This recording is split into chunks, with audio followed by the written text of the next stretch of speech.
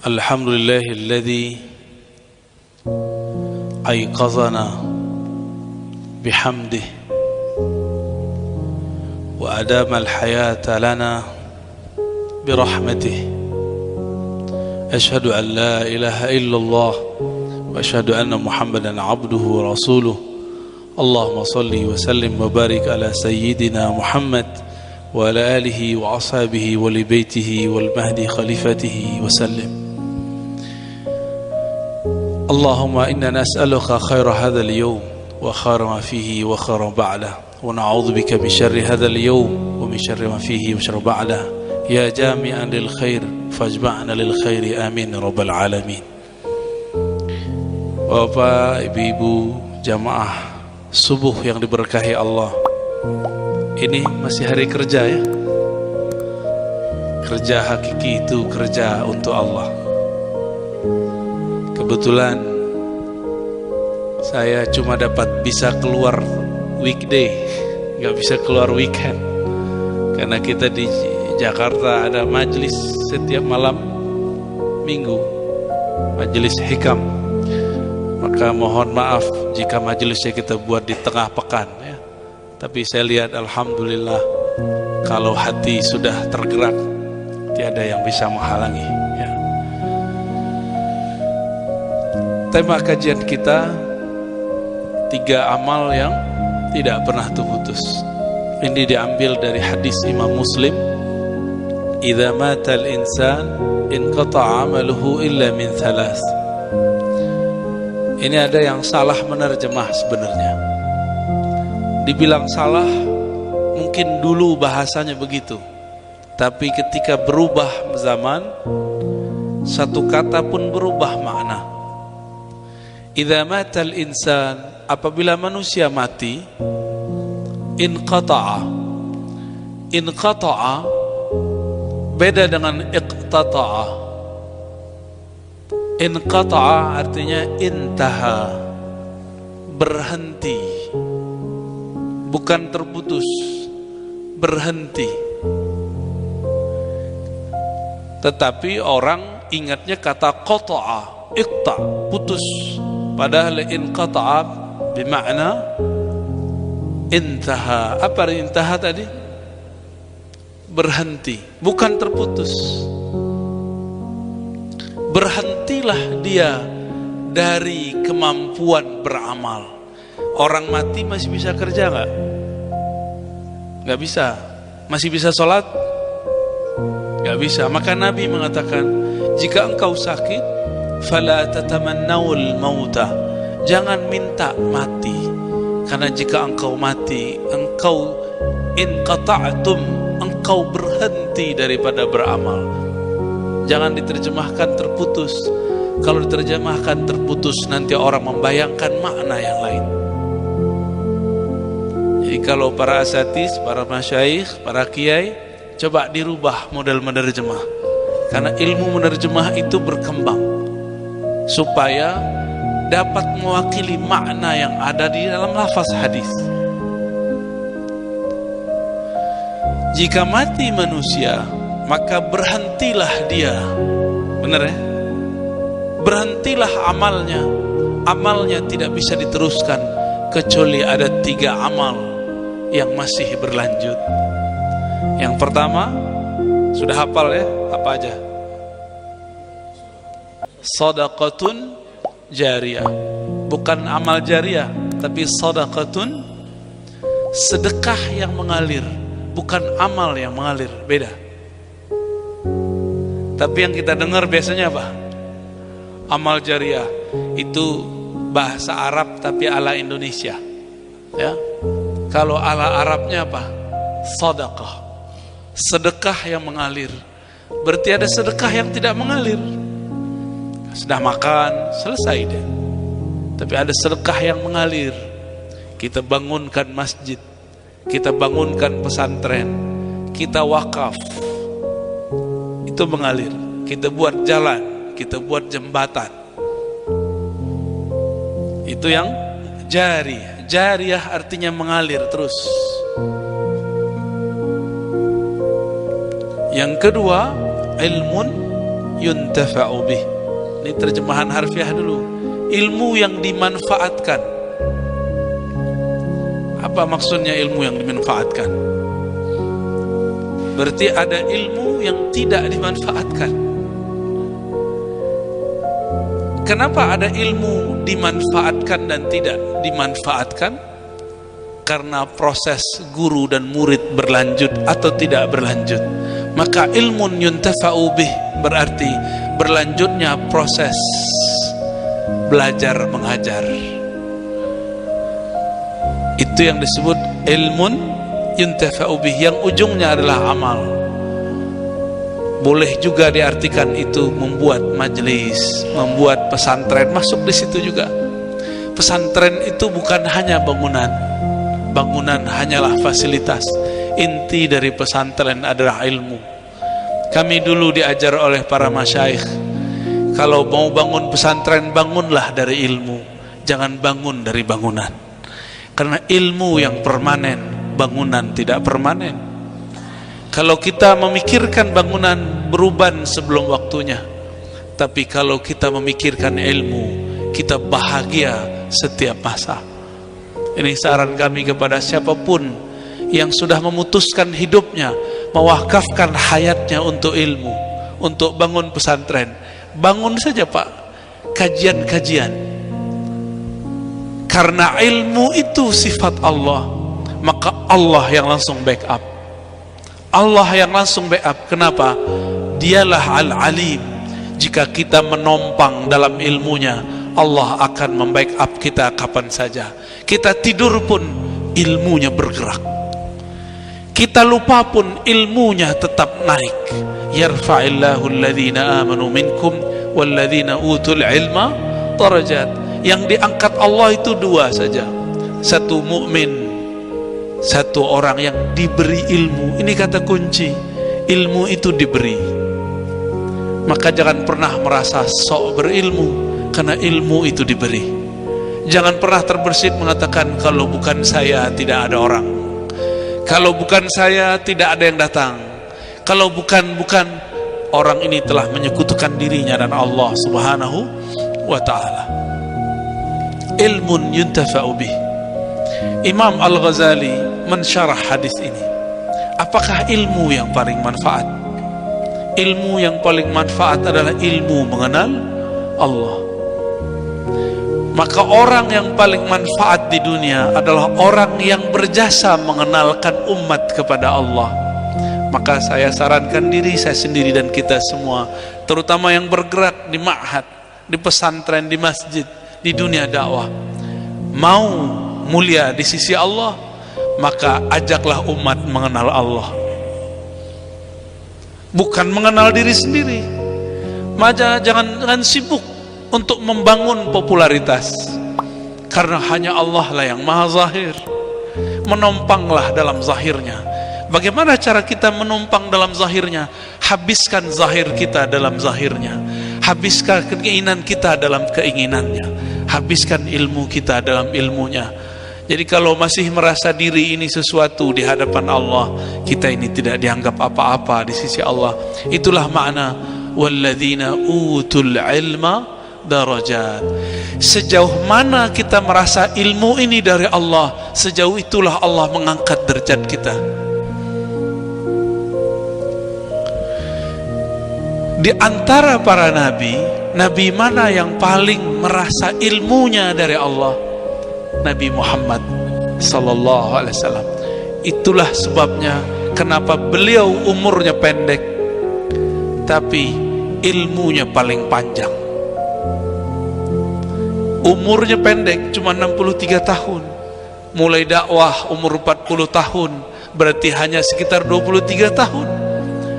Sekarang sudah 15 abad, ilmunya masih bermanfaat karena beliau dulu gigih. Cuma 10 tahun belum mengajarkan sholat di Madinah, tapi beliau 13 tahun mengajarkan tauhid di Makkah. Maka ajarkan dulu umat siapakah Allah, baru ajarkan menyembah kepada Allah. Inilah yang disebut oleh para ulama awwaluddin ma'rifatullah. Itu bukan hadis ya, tapi diambil dari hadis Nabi. Ud'uuhum ilallah fa'idha arafullah fa'murhum bis-salah. Ajaklah mereka mengenal Allah, ajaklah mereka mengenal Allah.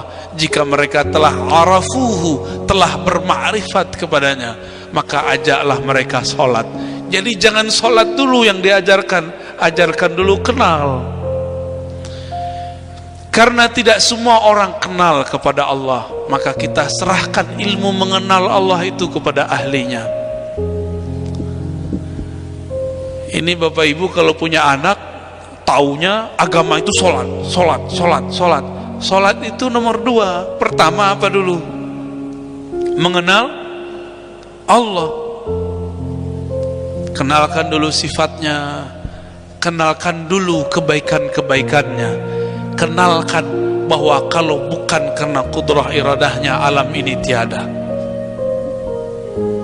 Nanti di akhirat Allah tersenyum, ajiba rabbuka, Allah tersenyum, Allah kagum melihat ada beberapa orang.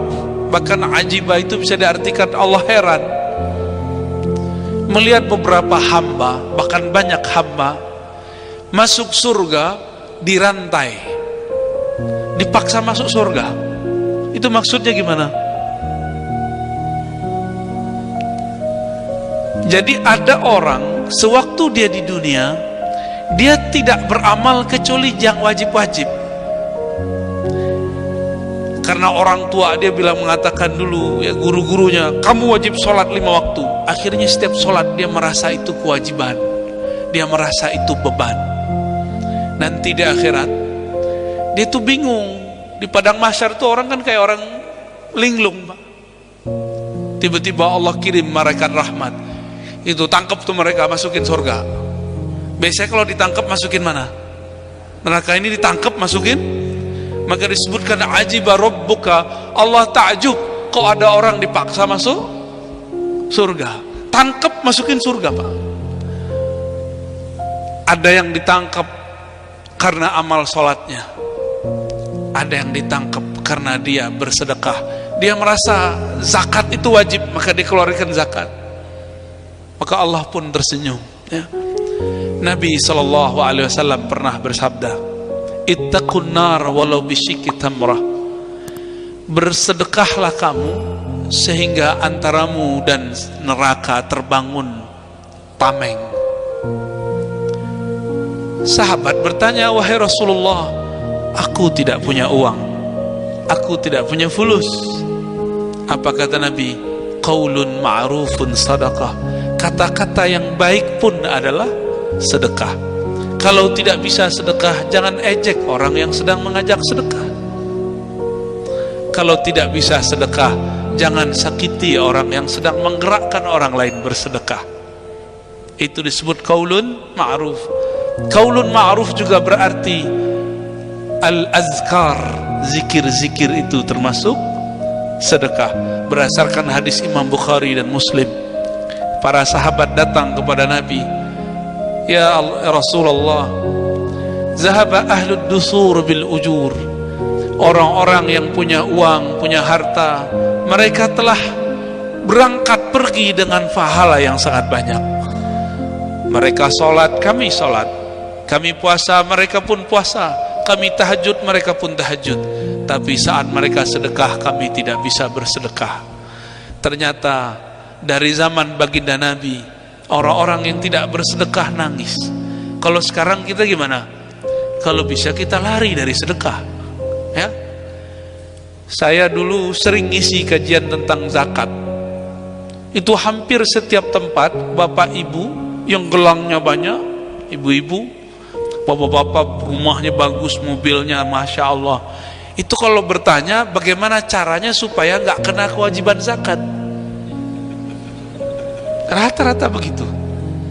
Kayak kita tukang pajak aja ya, biar gimana nggak kena pajak. tapi wajib kena zakat. Dia berusaha terus supaya tidak wajib terkena zakat. Saya lihat ini orang udah banyak menumpuk harta. Bapak saudara makan Allah, makanya karena manusia itu senangnya menumpuk harta, Allah paksa manusia masuk surga. Allah paksa manusia biar terhalang dari neraka. Gimana caranya? Dipaksa, diwajibkan mereka berzakat, dipaksa mereka supaya berwasiat. Kedekatan kita dengan surga sedekat apa kita dengan sedekah? Sedekat apa kita dengan neraka? Sejauh mana kita dari sedekah? Itulah kira-kira makna hadis pertama dan kedua. Tapi ada makna yang ketiga, waladun salihun yad'ulah. Ini banyak disalahfahami hadis ini. Anak yang soleh yang mendoakan kedua orang tuanya. Apa kata kawan? Kalau bukan anak tidak sampai. Loh, hadisnya tidak bicara begitu. Hadisnya tidak bicara begitu. Hadisnya lagi bicara orang tidak bisa lagi beramal kecuali dia punya aset tiga. Aset pertama, harta yang dia sedekahkan dan sedekahnya mengalir. Dua, ilmu yang dimanfaatkan. Yang ketiga, anak soleh yang mendoakan. Hadisnya tidak bilang selain anak tidak sampai. Dari mana itu zikirnya? Dari mana itu ilmunya? Jadi ada orang baca hadis pakai nafsu, cari hadis untuk membenarkan pikiran sendiri. Selain anak tidak sampai. Kalau begitu besok dia mati, kita nggak usah sholatkan. Kita bukan anaknya. Ya, mau Pak? Ini siapa yang bilang kalau bukan anak tidak boleh? Tidak boleh kita doakan. Tidak sampai jika didoakan. Tidak sampai jika dizakatkan, disedekahkan. Ya sudah, dia mati besok biar anaknya yang urus. Kalau dia tidak punya anak, kita tendang aja masuk lahat. Di Palembang, oh di Sumatera Selatan ada namanya lahat ya. Mungkin dulu tempat itu apa tuh? Baik. Gimana Pak? Serem nggak? Ya, jadi salah baca hadis, salah faham, akibatnya berbahaya. Muncullah beberapa tahun yang lalu, mungkin puluhan tahun lamanya, terjadi perdebatan antara kiai ustadz. Kalau bukan anak tidak sampai benar. Wah itu ramai itu ya. Dulu ada seorang ibu-ibu dibentak sama abangnya. Suami ibu itu meninggal. Dia sedang berdoa depan mayat suaminya, dibentak oleh abangnya. Apa kata si abangnya? Hei, doamu nggak sampai, yang sampai cuma anak. Anaknya masih kecil-kecil. Ya, gimana mau doa apa? Ingin hijrah, tapi otaknya nggak hijrah, ilmunya nggak hijrah, emosinya nggak hijrah. Beragama, tapi tidak mengagamakan emosinya. Ya. Jadi apa maksud hadis ini? Anta wa maluka li abik. Kamu dan hartamu itu aset orang tuamu. Jika orang tuamu mati, aset orang tuamu kamu. Maka jika kamu masih sholat, masih doa, itu sama dengan mereka masih beramal di sana. Itu maksudnya. Paham maksudnya? Apalagi yang bukan kiai, bukan guru ngaji, nggak ada anak yang ngaji, nggak ada anak yang baca Quran karena kita yang mengajarkannya. Maka banyak-banyak anak Pak, banyak-banyak. Masalahnya kalau banyak anak banyak bini, bininya nggak sepakat. Ya jangan salah paham ibu ya. Nanti saya dicubit nanti sama bapak ini ya. Baik. Hadis ini kita lihat di hadis Tirmizi, di hadis Tabarani, hadis Imam Ahmad. Ternyata di hadis Imam Tirmizi, hadis Ibnu Majah disebutkan lebih dari 3. Maka Imam Suyuti mengatakan, jika dikumpul hadisnya, amal yang masih bergerak setelah orang itu mati adalah 11. 11. Ini Imam Suyuti mengumpulkan hadis. Tapi sekarang kan banyak suyutian, ya. Masih ngotot tuh sampai sekarang di luar sana, mengatakan kalau bukan anak tidak sampai. Jadi kalau masih ada yang ngomong begitu, kita buka lagi Pak terjemahan depannya. Idza matal insan inqata'a amaluhu illa min salas. Jika manusia mati, dia tidak lagi bisa beramal kecuali dia punya 3 aset. Kata 3 di situ dalam bahasa Arab laisa lil hasr, bukanlah menunjukkan pembatasan. Itu cuma contoh. Jika ada amal selain itu, maka dia akan punya amalan-amalan yang mengalir meskipun dia sudah wafat. Syuruknya jam berapa Ustaz? 6:05 ya. Berarti lanjut. Baik.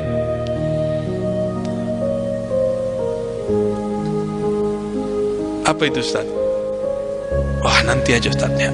Nanti aja. Nanti fokusnya bukan ke saya Ustaz ya. Ya.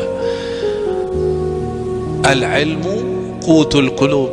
Ilmu itu sarapannya kolbu. Bapak ini kalau lagi disajikan sarapan kolbu, lupa makan minum. Ya coba aja Pak. Tapi kalau dihadang sama minum begitu, lupa sama saya.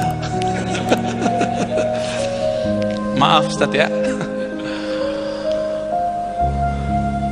Dalam satu versi riwayat yang kita dapat, Salawat Tibbil Qulub, diriwayatkan oleh Sayyid Muhammad Alwi Al-Maliki, Allahumma salli ala Sayyidina Muhammad Tibbil Qulub wa dawaiha wa afiyatil abdani wa shifaiha wa nuril absari wa diyaiha wa jilaiha ya wa qutil arwah wa ghadaiha. Ini kalimat penting. Qut, apa arti qut? Makanan. Makanannya ruh itu sholawat. Gizinya ruh mengenal yang disalawati. Maka orang yang belajar tentang Nabi pasti segar badannya, segar pikirannya.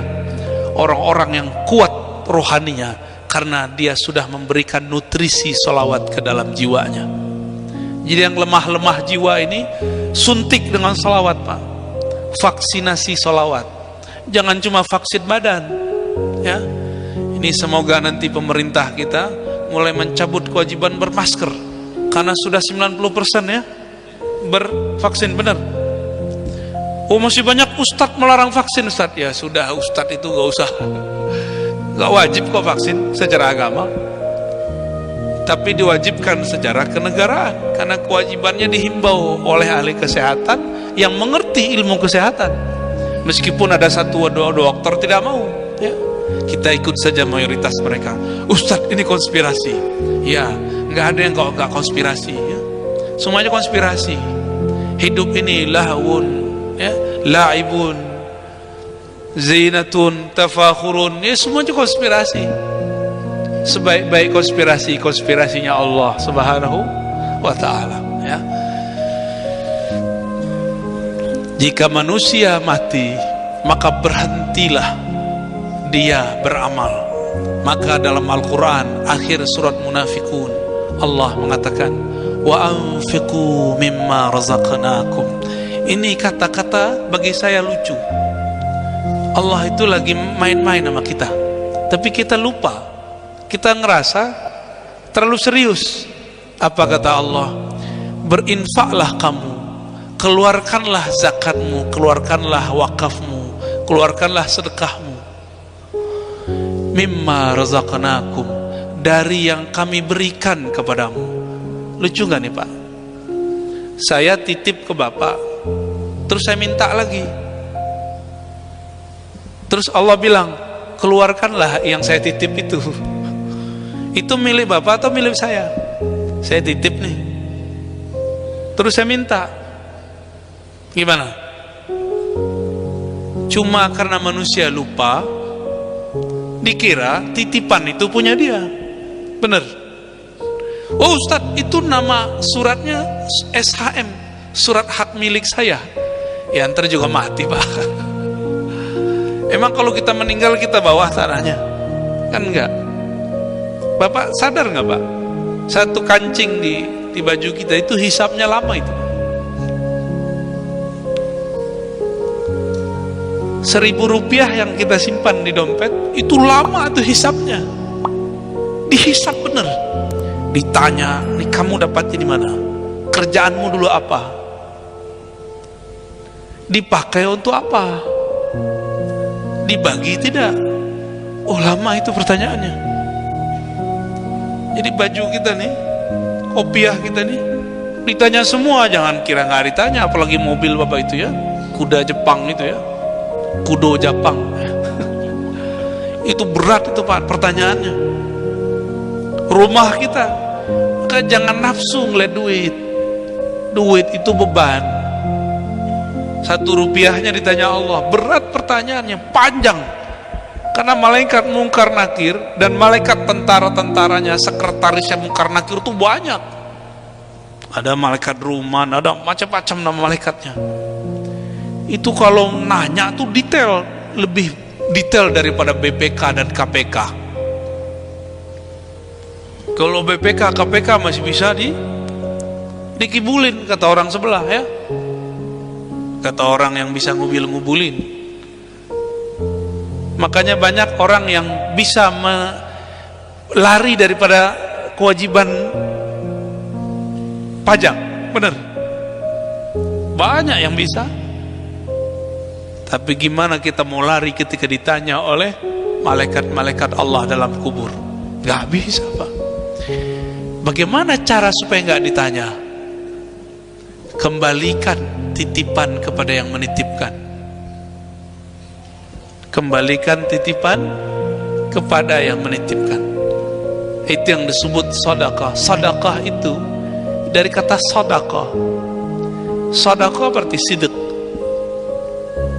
Orangnya jujur benar. Jika benar kita beriman, percaya bahwa kita ini direzekikan Allah. Razaqna, kami rezekikan dia, kami titipkan beberapa hal untuknya. Jika dia percaya kepada kami, pasti dia kembalikan kepada kami. Tapi kan kita nggak percaya sama Allah ya. Gimana? Allah lagi main-main gak sama kita? Lagi main-main sama kita, diuji bener. Yang dia titipkan itu kita rasa milik kita atau milik dia. Wa anfiqu mimma razaqnakum min qabli an ya'tiya ahadukumul maut. Sebelum nyawa berpisah dari badan. Karena kalau nyawa sudah pisah dari badan, syukur-syukur anaknya tahu diri, banyak ilmu, meninggal bapaknya, 1/3 hartanya diberikan untuk umat, untuk pergerakan dakwah. Kalau anaknya ngerti.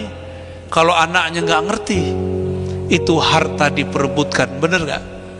Diperebutkan Pak. Ini depan saya anak yang mengerti atau anak yang tidak mengerti? Ya, anak yang mengerti atau yang nggak mengerti? Kalau orang tua kita sudah wafat, walaupun tidak meninggalkan warisan, kitalah warisan mereka. Bersedekahlah atas nama orang tua, berwakaflah atas nama ayahanda dan ibunda. Itu bikin mereka senang Pak di sana. Senang nggak dapat kiriman anak walaupun kita punya duit? Senang. Walaupun sedikit, tapi kita berasa, wah anakku berkirim kepadaku, berarti dia masih ingat kepadaku. Sudah berapa tahun Pak ditinggal ayah ibu, pernahkah berkirim kepadanya?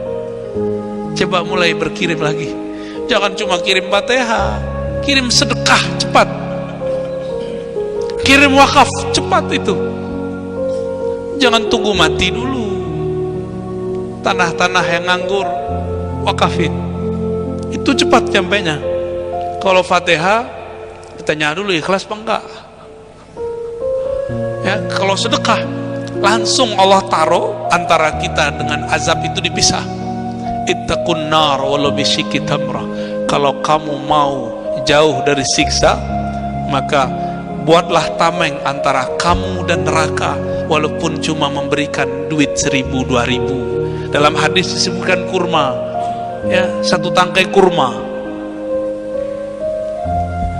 Saya nggak punya apa-apa, ya sudah, tubuh ini kan sesuatu, buat sesuatu karena Allah, buat jasa karena Allah, itu juga sesuatu. Masa nggak bisa juga, ya? Maka Bapak Saudara Allah, saya menghimbau, mari hidupkan satu sunnah yang sudah dilupakan banyak orang.